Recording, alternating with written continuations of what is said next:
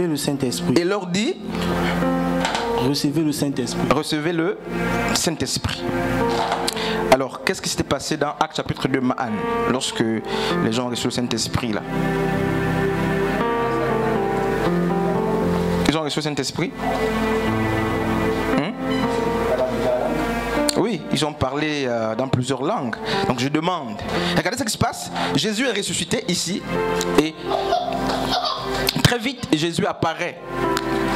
Merci. Jésus apparaît à ses disciples. N'est-ce pas? Et, il apparaît à ses disciples et il ne fait pas qu'apparaître à ses disciples.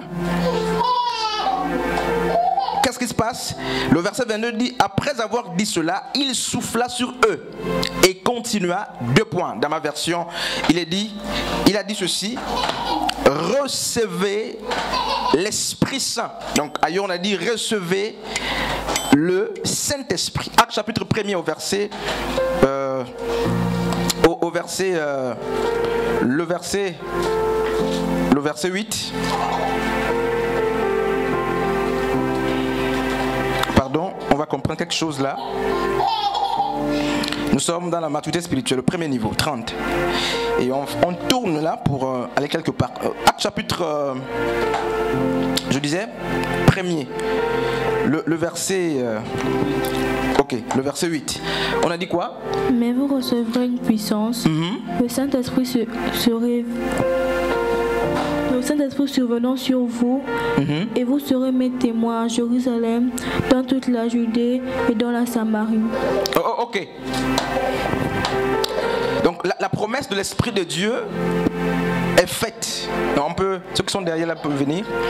La promesse du Saint-Esprit est faite aux apôtres. Et regardez ce qui se passe.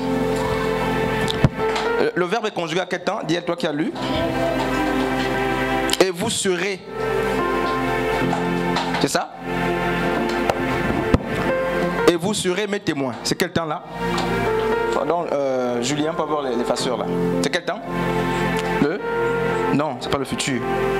L'effaceur, pardon. Vous serez là. C'est quel temps? Anne, c'est quel temps? Prends même les Kleenex là-bas, pardon. Et vous serez. Je ne sais pas si vous suivez l'ordre de l'enseignement. Ça va pas être difficile, ça va pas être facile de s'y retrouver.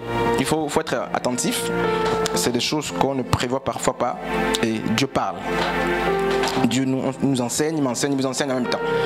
Donc on a, quand vous repartez plus loin, alors que, n'est-ce pas, Luc écrit à Théophile, il précise, il dit, Jésus aurait demandé aux siens de ne pas se déplacer de Jérusalem, mais d'attendre la promesse. Donc d'attendre une puissance, donc le Saint-Esprit qui devait arriver. Et la conséquence, n'est-ce pas, du Saint-Esprit, c'est quoi? Il dit, vous serez, c'est le futur bien sûr, le futur simple et indicatif, parce qu'il y a plusieurs futurs. Et il dit, vous serez mes témoins. Alors que Jésus a marché presque toute sa vie avec les disciples, avec les apôtres. Il a opéré. Dans Matthieu chapitre 8, on voit justement comment aussi les apôtres de Christ vont pour opérer. Ils font des miracles, Judas fait des miracles.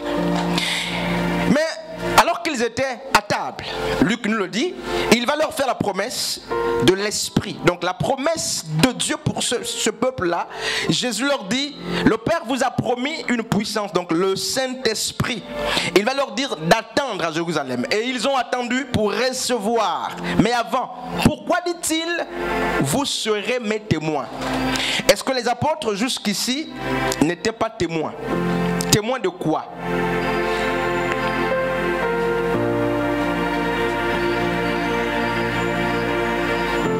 Vous serez mes témoins quand vous recevrez le Saint-Esprit. Donc, c'est l'Esprit de Dieu qui fait de nous des témoins. Est-ce que c'est l'Esprit qui fait de nous des témoins? Ou il y a autre chose? Parce que est-ce que jusqu'ici, les apôtres